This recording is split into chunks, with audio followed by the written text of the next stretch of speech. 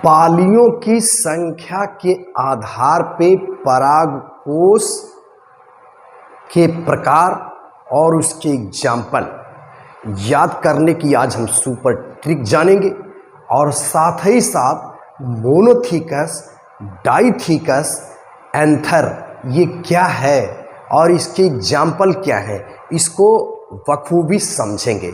तो आइए देर न करते हुए सीधे हम लेक्चर की तरफ चलते हैं।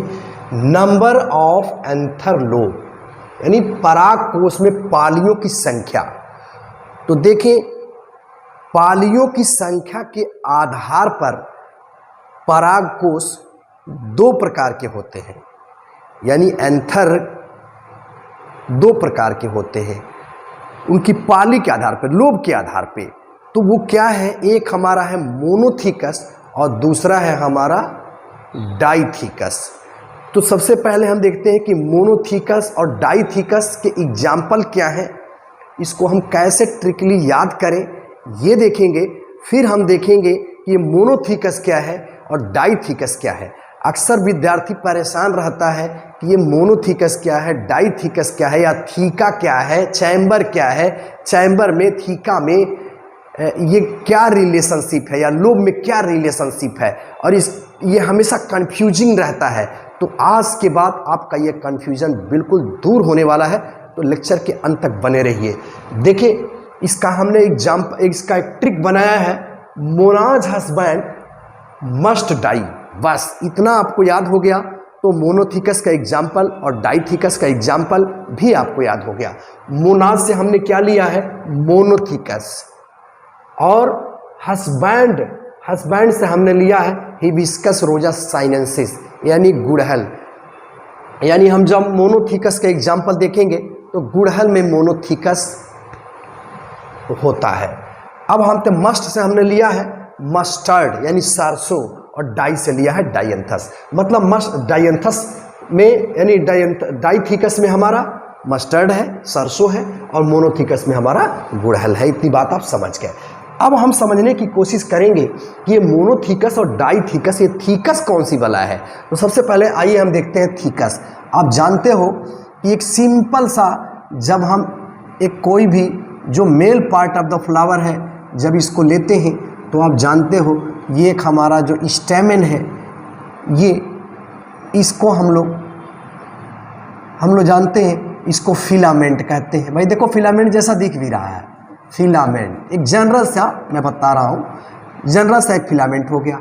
अब देखिए इस पे क्या हुआ भाई, ये पॉलन यानी एंथर लग गए, ठीक है, ये हमारा हो गया एंथर, ठीक है, या परागकोश।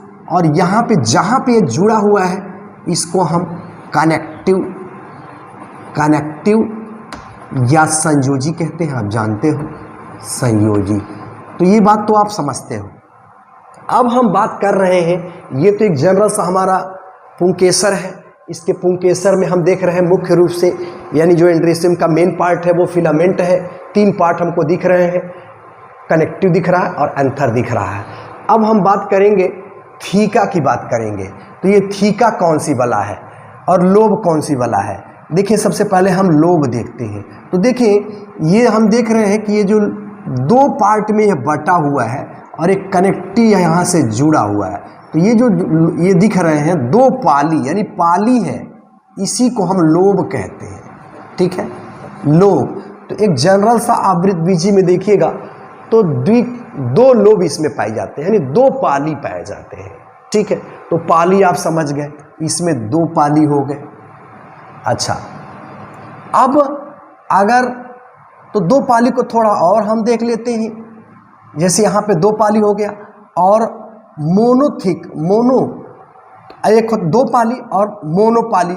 अब देखें, जैसे इसको देखिए,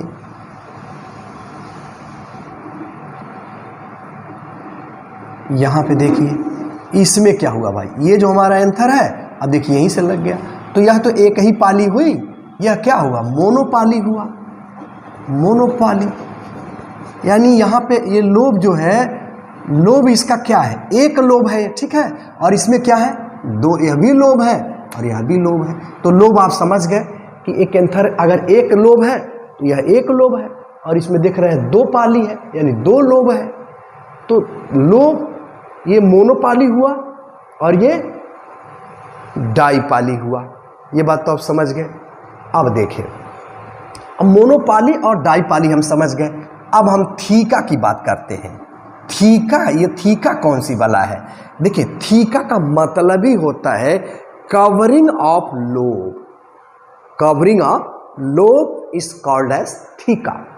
यानी कहने का मतलब ये है कि ये जो लोब है, इन लोबों को जो कवर करने वाली सीट है उसी को हम थीका कहते हैं। अब देखो, जैसे मान लो भाई ये हमारी ये मोनोथीकस है, तो इसके बाहर एक कवरिंग है। देखिए यहाँ पे ये कवरिंग देख रहे हैं। तो अब आप बताओ कि ये कवरिंग जो दिख रही है, यही कवरिंग जो है, इसी को हम क्या कहेंगे? थीका कहेंगे।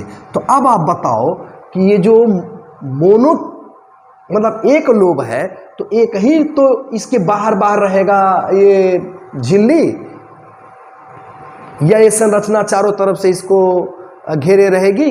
तो इसीलिए इसमें एक ही थीका पाया जाएगा, तो इसीलिए इसका नाम है मोनोथीकस। ठीक, ये बात क्लियर हो गई। मतलब अगर एक ही लोब है और उसको चारों तरफ से घेरे हुए जो दीवार है एक ही है, सिंगल ही है, एक ही है तो एक सिंगल रहेगी, इसीलिए हो जाएगा मोनोथीकस।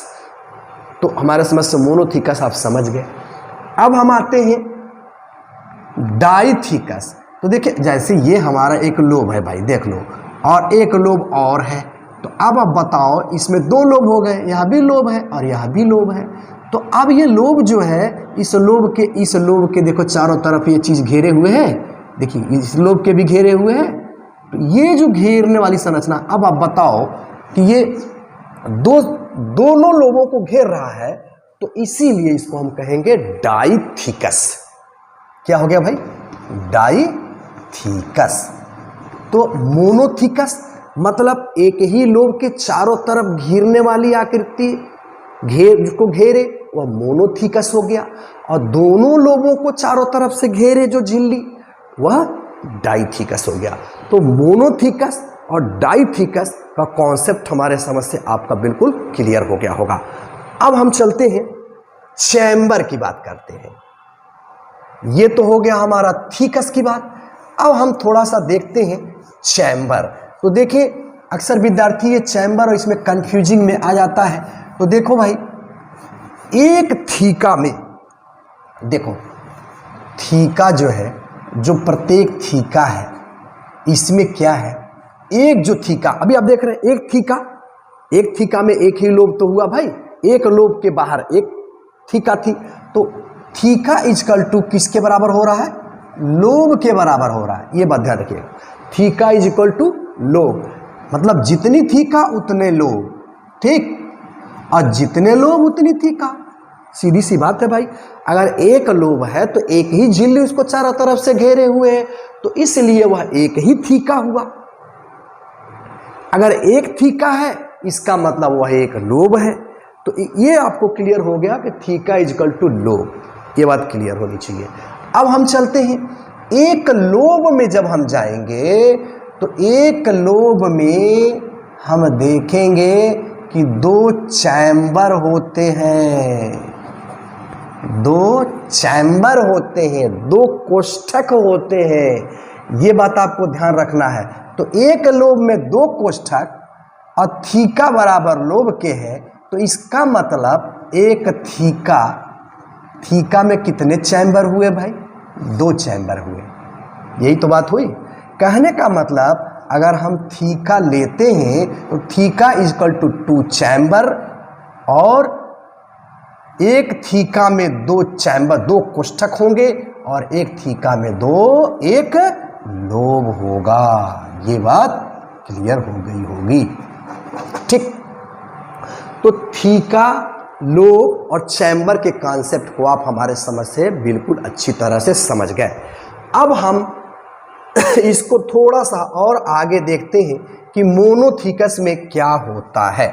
तो देखें, नाम से ही स्पष्ट है भाई। देखिए, एक कोष्ठीय, ये लिखा है एक कोष्ठीय, यानी जो मोनोथीकस है। अब आप देख रहे हो कि मोनोथीकस की बात मैं करने चल रहा हूं। मोनोथीकस, चलो भाई, तो मोनोथीकस का मतलब ये हुआ, क्या हुआ भाई? मोनोथीकस का मतलब एक लोब हुआ, क्योंकि एक लोब है तो एक थीका होगा। मोनोथीकस का मतलब एक लोब हुआ, ठीक। और आप जानते हो कि एक लोब बराबर 2 चैम्बर होता है, यानी एक लोब में कितने चैम्बर होते हैं, यानी जिसको हम पुधानी कहते हैं, कितने चैम्बर होंगे भाई? 2 होंगे। तो मोनोथीकस को इसीलिए इसी 2 के आधार पे, चैम्बर के आधार पर ही एक और नाम दिया गया। चूंकि 2 है इसीलिए इसको कहा जाता है बाई स्पोरैंजिएट। वेरी इंपॉर्टेंट, बाई स्पोरैंजिएट के नाम से भी मोनोथीकस को जाना जाता है। क्लियर? अब हम चलते हैं डाईथीकस। तो डाईथीकस में देखिए भाई क्या होता है, अभी मैंने बताया आपको डाई का मतलब क्या होता है, आप बताओ।